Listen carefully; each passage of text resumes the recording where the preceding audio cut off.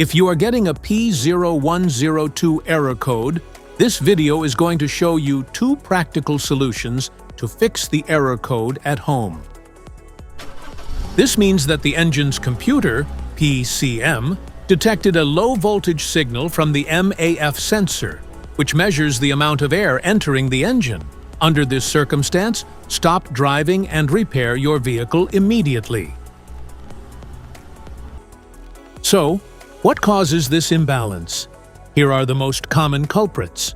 This error can be caused by these possible faults in your vehicle. Faulty MAF sensor, dirty or clogged air filter, vacuum leaks, damaged wiring or connectors. Here is a simple DIY method you can try to solve this problem.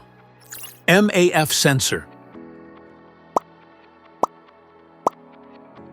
Carefully remove the MAF sensor from your car and do a quick inspection around wire. Inside often gets dirty and needs to be clean. You can spray the MAF sensor cleaner onto the wire perpendicularly to the ground so that it won't damage the MAF sensor. Reinstall the MAF sensor back in the car after it gets dry. The air filter. Find the air filter housing. It's usually a black plastic box. Open the cover to see the air filter inside. Take out the old filter and remember how it was placed.